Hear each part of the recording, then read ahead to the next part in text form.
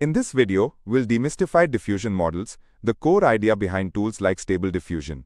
We'll go step by step through the 5 main components that make AI image generation work, and along the way, you'll test your understanding with quick quizzes. Let's start with the big picture. A diffusion model is a generative model that learns how data gets gradually corrupted with noise, and then learns how to reverse that corruption. In simple words, it starts from noise and reconstructs something meaningful, like an image. That is why diffusion models are so powerful for AI image generation. The magic comes from a two-part process. First, the model studies what happens when we slowly add noise to an image.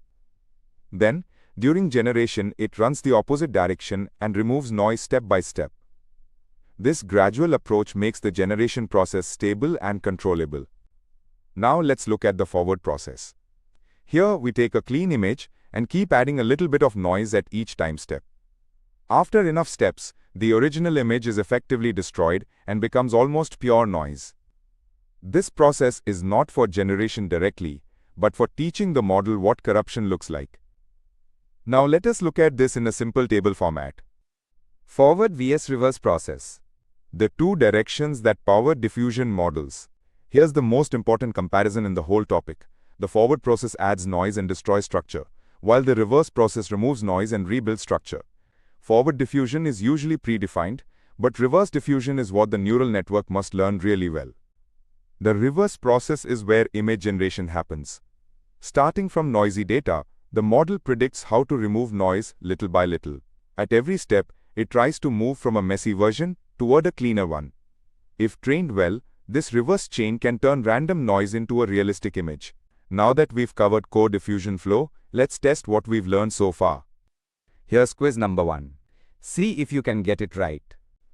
Question 1. What does a diffusion model mainly learn to do?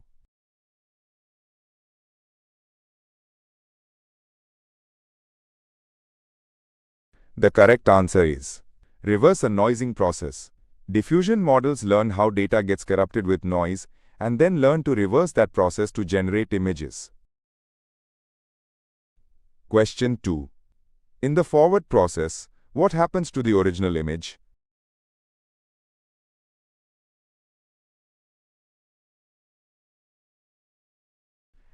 The correct answer is it is gradually noised.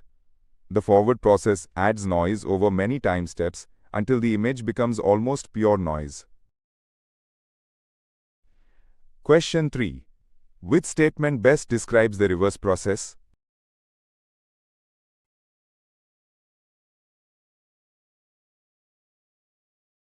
The correct answer is it denoises step by step. The reverse process starts from noisy data and progressively removes noise to recover structure. The next key component is the noise schedule. This tells us how much noise to add at each time step. If the schedule is too aggressive or too weak, the model may struggle. So the schedule has a direct impact on image quality, training behavior, and even diversity of outputs. A common comparison is linear versus cosine schedules. In a linear schedule, noise grows at a steady rate. In a cosine schedule, the change is smoother and often more carefully distributed across steps. These design choices can influence how well the model learns to denoise. Now comes positional encoding. The model needs to know which time step it is working on, because denoising at step 5 is very different from denoising at step 500. Positional encoding converts the time step into a useful numerical representation, often using sinusoidal patterns. At the center of the system is the neural network, usually a U-net. Its job is to predict the noise present in the current image representation. U-net works well because it captures both fine local details and broader global structure, and skip connections help preserve important information across layers. Now that we've covered key components, let's test what we've learned so far. Here's quiz number 2. See if you can get it right. Question 1. What is the main role of a noise schedule?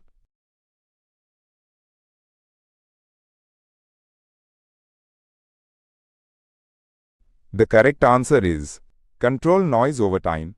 The noise schedule determines how noise variance changes across time steps in diffusion. Question 2.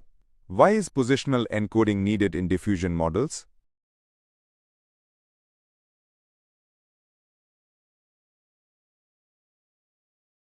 The correct answer is to represent time steps. Positional encoding tells the model where it is in the diffusion timeline. Question 3. Which neural architecture is commonly used in diffusion models?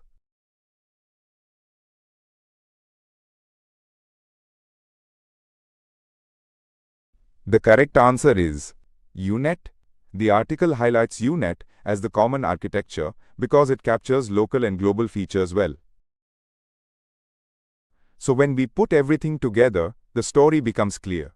The forward process creates noisy training examples. The reverse process learns to undo that damage. The noise schedule controls how corruption evolves. Positional encoding tells the model the current time step, and the UNet predicts the noise to remove. Together, these pieces make image generation possible. If you want to go beyond theory, the next steps are very practical. Experiment with different noise schedules and compare outputs. Implement positional encoding properly inside the network. Then train on real image datasets and observe how the model slowly learns to generate new visuals from noise. Now that we've covered full picture, let's test what we've learned so far. Here's quiz number 3. See if you can get it right. Question 1. Which component helps the model understand the current diffusion step?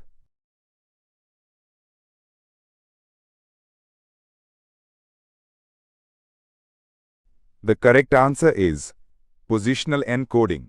Positional encoding injects time step information so the model knows where it is in the process. Question 2.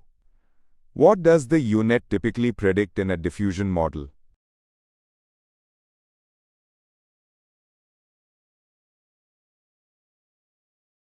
The correct answer is added noise. The network learns to predict the noise present at a given step so that denoising can happen. Question 3. Which sequence best matches diffusion-based image generation?